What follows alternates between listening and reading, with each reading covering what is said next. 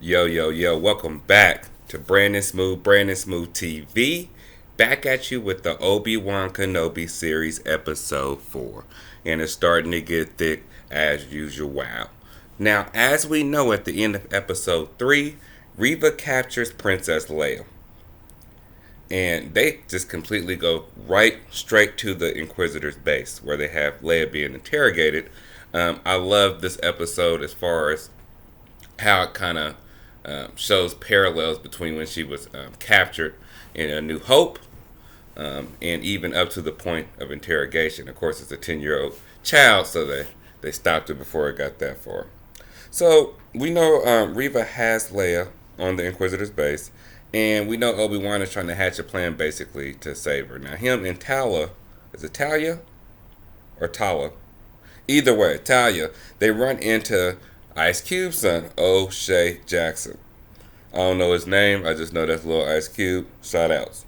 He actually decides to help Obi-Wan. He basically explained that he had a wife, and he knows what the Empire would do to her. Basically, the Inquisitors found her. Sounded like his wife was force sensitive, and she may be one of the Jedis we see later on in this episode, or it might come into play later on in the season. Now, as we progress through the episode and they hatch a plan, because what they're going to do is see if Talia can still use her Empire credentials, see if her IDs and all that stuff match up, because she actually did work for the Empire. So they're going to sneak Obi into the base, get Leia, and try to sneak out. Now, at this time, Obi-Wan is still trying to get his force powers together, and you can see him practicing, trying to levitate items on the ship on the way to where they're going. I like that Obi-Wan's not all-powerful. I know a lot of people disagree with that, but I don't. If you shut yourself off from the Force for 10 years, hell, if you quit doing anything for 10 years that you've done daily, that you practiced, that you've mastered, like his artist Sarisu, he's going to be a little rusty. I don't care who it is. If Tom Brady don't throw a football for a decade, he ain't going to come out the gate swinging. Okay? If Wayne Gretzky ain't skated in over 10 years, yes, it's all natural, but he's going to be a little rusty. LeBron James, so on and so forth. So it's like, I actually like to see him building up to the Obi-Wan we know. I also think, and I'm calling it now, I'm not sure if it's going to happen, but once we get back to that Obi-Wan, might not be this season, might not be next season, he's going to end up cutting his hair, just like he used to old school, and kind of slump and slide out of his depression. So, let it build. It's okay. If they explain something to me and it makes sense, it makes sense. With Luke in Last Jedi, that didn't make sense, but with this, it does. And I explained that in my last video. Now, Reva tells Leia to reveal the Jedi Path / the Jedi Underground Railroad, and she tries to actually probe and read her mind. But her mind is too powerful. Remember in New Hope they said the Jedi mind tricks, I don't know if the trick is the same, but the probe, both mentalship, that they only work on the weak-minded. It is very, very, very good to see Leia was so strong-minded that she probably didn't know she was doing it, but she was actually blocking her mind from being probed. Now, she's trying to basically relate to Leia, because when Reva's talking, what you guys got to understand is, she's talking about how the Jedi abandoned them, and nobody's coming for you, and look, I'm the only person that can help you. You just got to give me the information. These are the same interrogation tactics that was put on Reva probably when she was being turned to the dark side. So she's trying to relate to Leia, but Leia's super tough. And she said, you know what, forget it. We're going to go ahead and torture you. About to go on and get interrogated. So that's where we pick up with Obi in the scene right here where he's looking for Leia through the different corridors and he's getting help from Talia. But Talia is being pressed on each side by the Empire. They're saying, look, this is not your sector. Basically, this ain't your precinct. What are you doing here? Let me check your ID. Let me check your credentials. And she kept slipping through the episode, but after this and the end of this, we know her Empire credentials are burnt. It's over, and she's 100% a rebel now. Getting to the saddest scene of this episode. Not the Jedi tomb, y'all.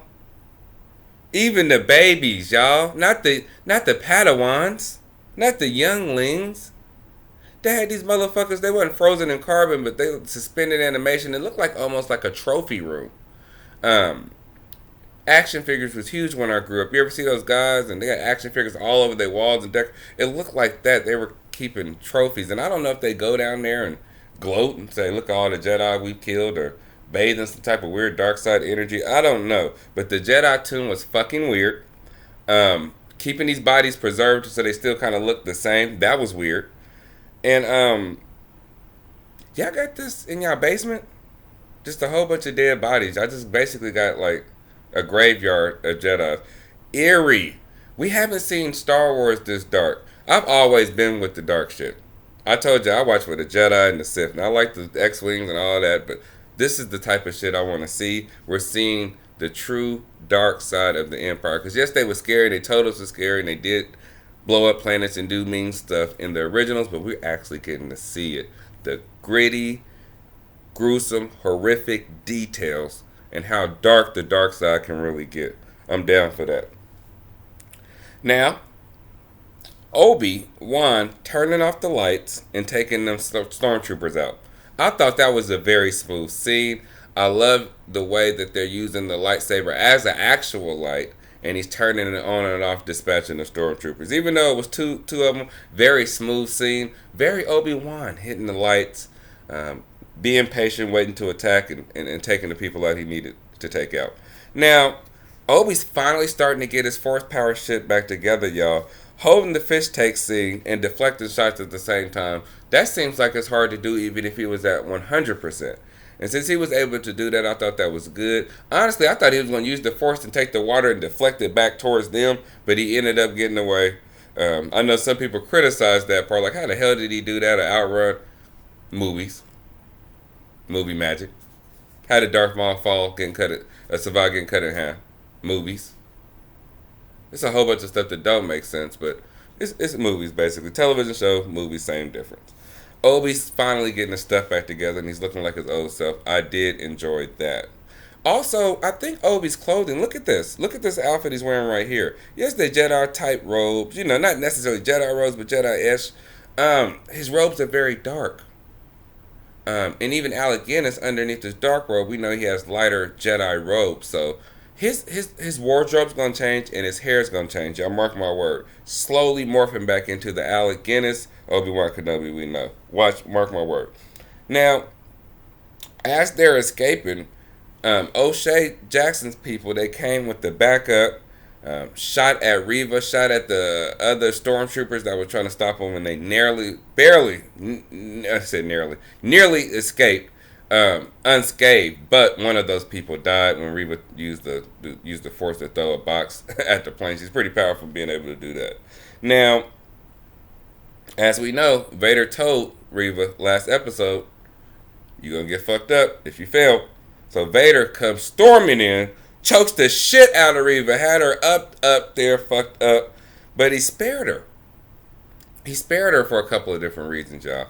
He spared her because, number one, she is resourceful, and she explained that she was still tracking Kenobi. And I'm going to keep it a buck, y'all. Darth Vader sees a lot of himself in Reva. A lot of people's going to disagree with this. I don't care. And I tell you why. He sees a lot of himself in Reva, and that's the reason he spared her. And we know that Reva put the tracker into Leia's droid. Listen, if you read some of the comic book lore, some of it's canon, some of it's not, but most of it is canon. Vader was obsessed with killing the Jedi, and Vader was obsessed with finding Obi-Wan Kenobi. That's what you have to understand. To the point, he failed Emperor Palpatine on a couple of different occasions because he didn't follow the direct orders of what he's supposed to do, and he chased after these Jedi. Out of all of the Inquisitors, Reva is the most like Darth Vader. She only wants the Jedis and Kenobi, and she's willing to risk life and limb to make those two things happen. Palpatine knew that killing the last of the Jedi, yes, it was on the agenda, but it wasn't the top task. His top task was securing his empire across the inner rim, the outer rim, the entire Star Wars galaxy, and he wasn't really worried about the few little peon Jedi that may pop up here and there. Yes, he knew they could, but he was on the military side and the political side. He was keeping that secure and keeping the people in high places happy that needed to be happy. That way he can keep running his empire. So the other Inquisitors are following more of the Emperor's path and trying to do that, and Reva and Vader They just want the Jedi's heads and Kenobi's heads. Okay? So that's why he sees a lot of himself in him. Also, ambition. Go back and think about what Anakin said in episode 2 and 3. Obi-Wan's holding me back. I'm more powerful than them. They don't want to let me advance. They don't want to let me be a Jedi Master. They're going to let me sit on the council, but they don't want to grant me the rank of Master. He sees a lot of himself in him, and Vader knows that Reva is an ant. That's why he spared her. Some people are going to be mad. Why did he spare Reva? He can crush Reva like an ant at any time, y'all.